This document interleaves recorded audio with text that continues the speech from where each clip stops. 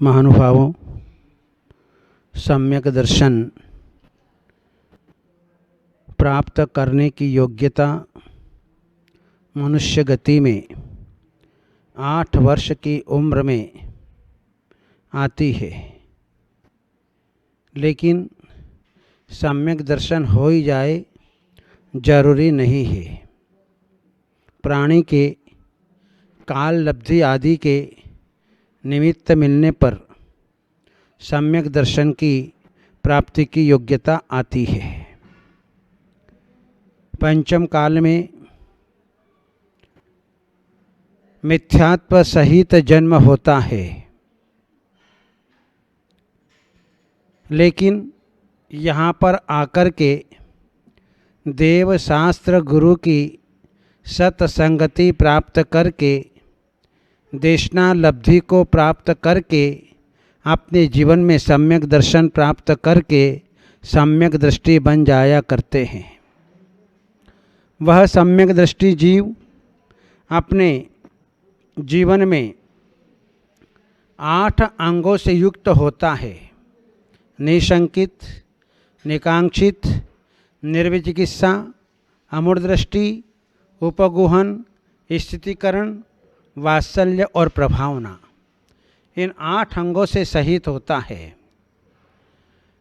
निशंकित अंग का लक्षण करते हुए समंतभद्र आचार्य देव ने रत्नकर्ण श्रावकाचार ग्रंथ में कहा है, इदम एव ईदृशम एव तत्वं नान्यन्य चान्यथा इत्यकंपाय सांभवत सन्मार्गे संशया रुचि।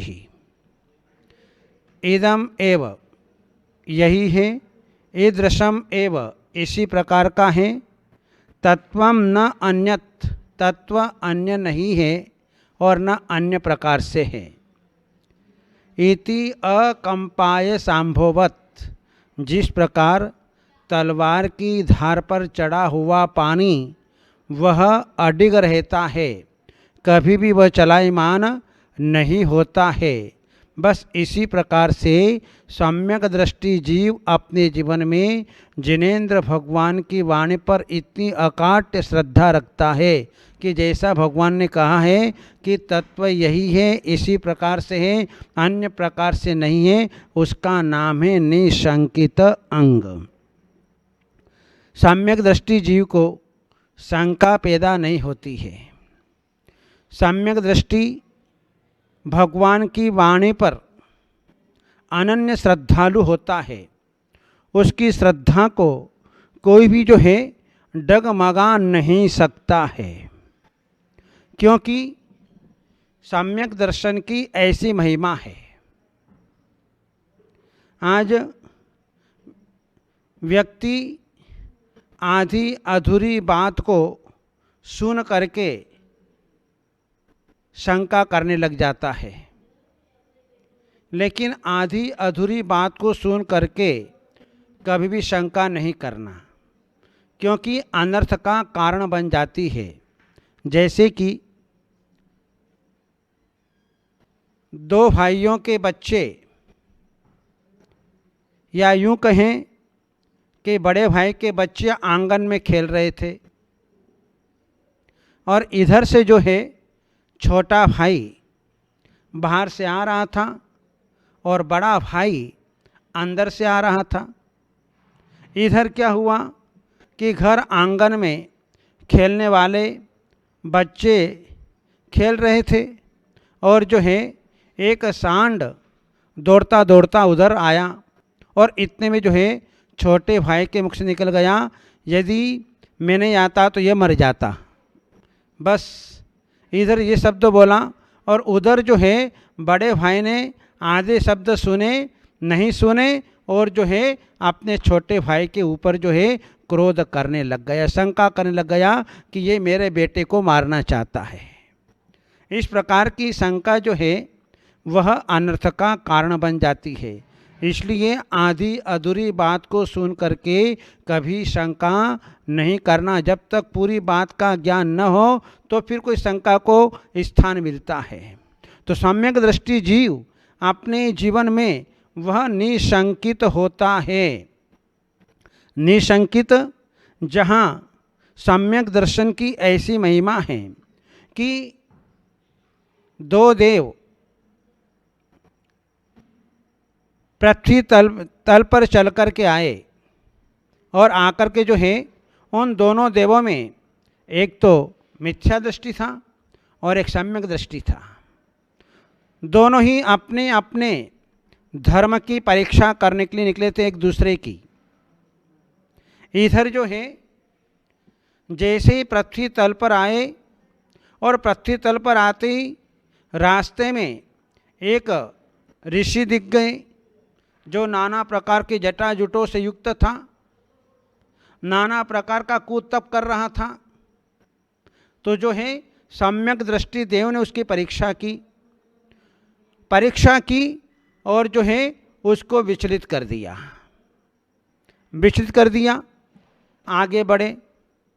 आगे बढ़ने के उपरांत जो है चतुर्दशी का दिन था। एक सम्यक दृष्टि श्रावक श्मशान में बैठ कर के ध्यान की साधना कर रहे थे, सामायिक की साधना कर रहे थे।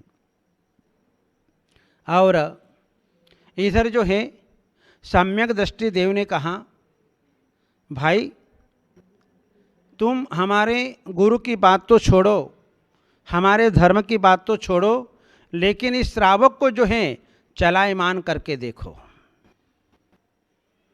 सम्यक दृष्टि देव के कहे अनुसार उस मिथ्या दृष्टि देव ने उस श्रावक के ऊपर जो है भयंकर उपसर्ग किया, लेकिन वह श्रावक टस से मस नहीं होता है।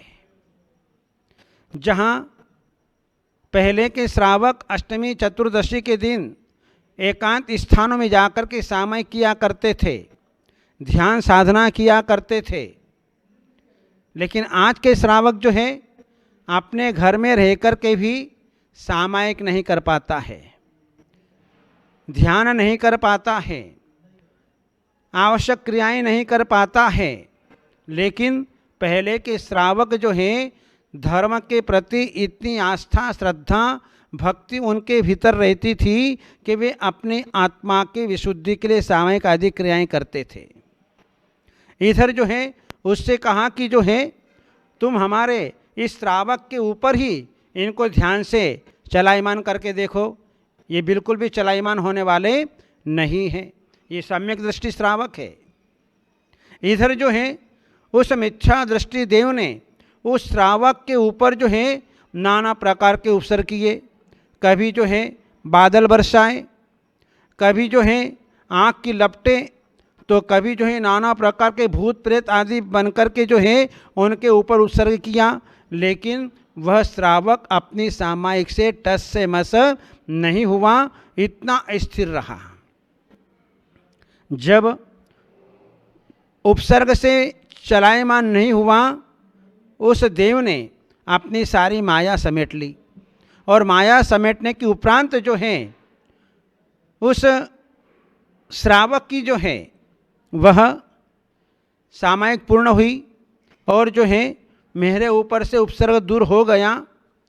इस प्रकार से जो है वह अपनी सामायिक को छोड़ा और सामायिक को छोड़ने के उपरांत उस देवता ने जो है उसे जो है एक विद्या प्रदान की और वह विद्या जो है आकाशगामिनी विद्या, आकाश में गमन करने वाली विद्या ऐसी उस सेठ को प्रदत्त की और कहा कि इस विद्या को आप रखिए और इस विद्या को जो कोई भी सिद्ध करना चाहेगा वो सिद्ध कर सकता है।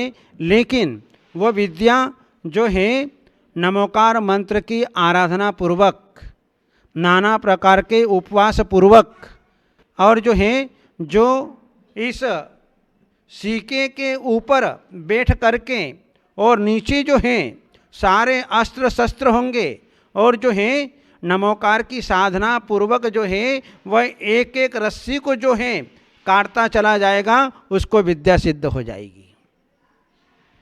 ठीक है।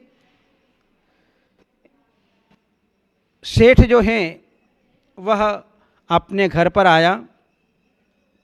उसके घर में एक सेवक रहता था। वह सेवक जो है सेठ को प्रतिदिन पूजा की सामग्री ला कर के देता था।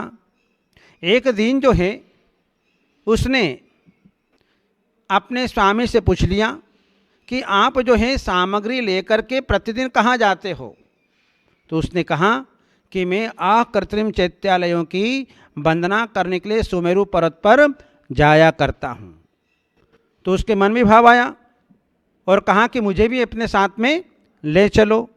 तो सेठ ने कहा कि पहले तुम ये विद्या सिद्ध करो, और जो है उसको नमोकार मंत्र दे दिया, सारे विधि बतला दी, और जो है एकांत स्थान में जाकर के जो है विद्या सिद्ध करने लगा। उसने जो है सीका बांधा और जो है 100 डोरियों से जो है सीका बांधा, और नीचे जो है सारे अस्त्र शस्त्र। इधर जो है वह वृक्ष के ऊपर चढ़ता, सीके के अंदर प्रवेश करता, लेकिन जैसे ही नीचे की ओर दृष्टि डालता तो उसको लगता कि सेठ ने जो है कहीं मेरे साथ में झूठ बोल दिया तो मैं बिना मौत का मर जाऊंगा। इस प्रकार से जो है वह वापस नीचे आ जाता, और जो है देखता कि नहीं, सेठ तो सत्यवादी है, सेठ कभी झूठ बोलने वाला नहीं है, वापिस वृक्ष पर चढ़ जाता। इधर जो है गांव के अंदर जो एक घटना घटी, घटना ये घटी कि एक वेश्या ने किसी रानी के गले में हार देखा। गले में हार देखा तो उसका पति जो है रात्रि में उसके पास में आया, और आने के उपरांत जो है उससे कहा कि मुझे जो है रानी के गले में जो आज मैंने हार देखा है वो हार मुझे चाहिए। कामी व्यक्ति क्या क्या नहीं कर सकता है। कामी व्यक्ति ये कहे कि रात में 12 बजे आना है तो 12 बजे पहुंच जाएगा, चाहे कितनी मूसलाधार वर्षा हो। और घर की पत्नी कहेगी कि रात में 12 बजे आना है तो कोई आने के लिए तैयार नहीं होता है। वो कामी व्यक्ति, वह चोर जो है उस हार को लेने के लिए राजमहल में जो है वह पहुंच गया, और अपनी चालाकी से वह जो है रानी के गले में से हार निकाल करके भागने लगा। लेकिन जो हार असली रत्नों का बना हुआ था उसने छिपाने का बहुत प्रयत्न किया, लेकिन जो असली मणियाँ होती हैं, असली रत्न होते हैं, उसकी कांति, उसका प्रकाश कभी छिप नहीं सकता। और जो है लोग द्वारपालों ने देखा कि ये कोई चोर है, इसका प्रकाश जो है बाहर दिखाई दे रहा है, कुछ लेकर के भाग रहा है। सेवकों ने उसका पीछा किया। इधर जो पीछा किया तो चोर जो है वह आगे आगे भाग रहा है, और आगे आगे भाग रहा है और देख रहा है कि मेरे पीछे सेवक आ रहे हैं। तो जहाँ पर वो सेठ जो है सेवक जो है विद्या सिद्ध कर रहा था, पूछा क्या कर रहे हो? बोले कि ऐसी ऐसी मैं विद्या सिद्ध कर रहा हूँ, लेकिन मेरा मन चंचल है, ऊपर से देखता हूँ तो नीचे अस्त्र शस्त्र है, और तो यदि विद्या सिद्ध नहीं हुई तो मैं गिर करके मर जाऊँगा। इस प्रकार से जो है चंचल मन होने के कारण वह अपने जीवन में विद्या सिद्ध नहीं कर पा रहा था। इधर जो है देखा चोर ने कि मुझे मरना तो ही, क्योंकि राजा भी मुझे जो है फांसी की सजा देगा, प्राण दंड देगा, और मुझे मरना तो ही, क्यों ना मैं इससे विद्या लेकर के जो है इससे जो है मंत्र लेकर के मैं फटाफट जो है अपनी विद्या की आराधना कर लूँ।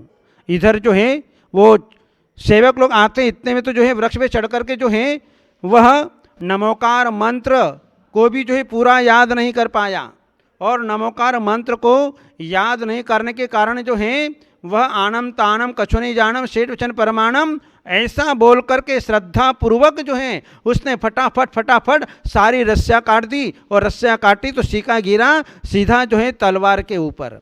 लेकिन इतने में जो है उन विद्याओं ने उसको झेल लिया, और विद्याओं ने कहा कि बोलो क्या आज्ञा है? बोले कि मुझे जो है उस सेठ के पास में लेकर के जाओ जहाँ सेठ गया हुआ है। वह चोर जो है उन विद्या के बल पर जो है सेठ के पास में पहुंच गया सुमेरु पर्वत पर। सेठ ने देखा ये चोर यहाँ पर कैसे आ गया? बोले आपकी कृपा प्रसाद से। बोले मेरी कृपा प्रसाद से? हाँ, आपने जिस सेवक को मंत्र दिया था उस सेवक का मन अत्यंत चंचल था, जिसके कारण उसको विद्या सिद्ध नहीं हो पा रही थी, और मैं राजमहल से हार चुरा करके भागा था, और जो है मुझे ये दिख गया। मैंने पूछा तुम क्या कर रहे हो? कि बोले ऐसा ऐसा काम कर रहा हूँ। तो ऐसा काम करो, ये मंत्र मुझे दे दो और जो है मैं काम कर लूँगा। उससे मैंने मंत्र लिया और जो है विद्या ने जो है मुझे झेल लिया। मैंने एक साथ जो है सारी रस्सियाँ काट दी और जो है ये विद्या सिद्ध हो गई। तो मैं जो है आज आपके पास में चला आया। इस प्रकार से उस चोर ने शंका रहित होकर के नमोकार महामंत्र के प्रति अपनी आस्था रखी, अपनी श्रद्धा रखी, अपनी भक्ति रखी, जिसके कारण जो है उसे विद्या सिद्ध हो गई। और जो है वह चोर के भाव कैसे परिवर्तित हो गए? उस चोर ने कहा कि आपके उपकार से मैं यहाँ तक आ पहुँचा, लेकिन अब जो है मुझे मोक्ष का मार्ग प्राप्त करा दो। इस प्रकार से जो है वह सेठ जो है उस चोर को लेकर के रिद्धिधारी मुनिराज के पास में ले गए और रिद्धिधारी मुनिराज से कहा कि इस भव्य जीव का कल्याण करो। मुनिराज अवधि ज्ञानी थे, जान लिया कि ये होनहार जीव हैं, इसलिए जो है उनको विधिवत जो है वे पंच महाव्रत धारण कराए, 5 समिति 3 गुप्ती को धारण कराया, 28 मूल गुणों को धारण कराया और जो है दीक्षा दे करके उसका आत्म उद्धार कर दिया। और उस चोर ने जो है दिगंबर अवस्था को प्राप्त करके अपने जीवन में ऐसा ध्यान लगाया कि 4 घातिया कर्मों को नष्ट करके कैलाश पर्वत से वह मोक्ष को प्राप्त हो गया।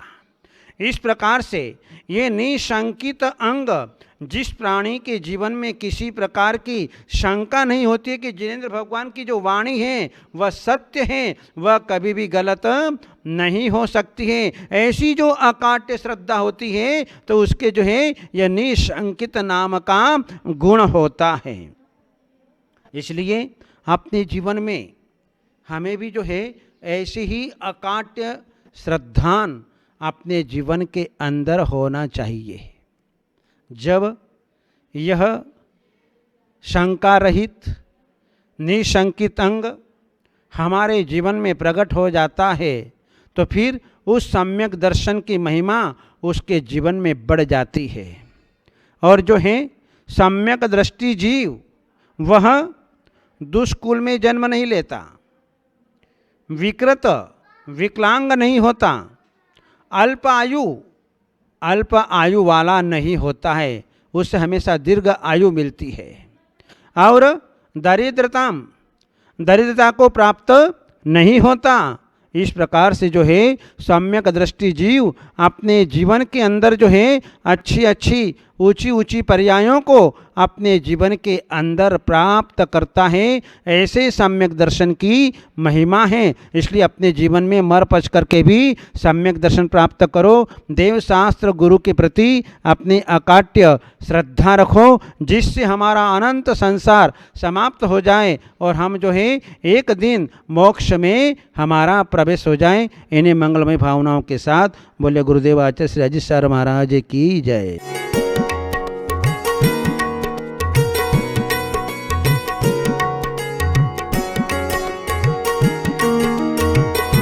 इस कार्यक्रम के पुण्यार्जक थे पुण्य सागर परम भक्त परिवार।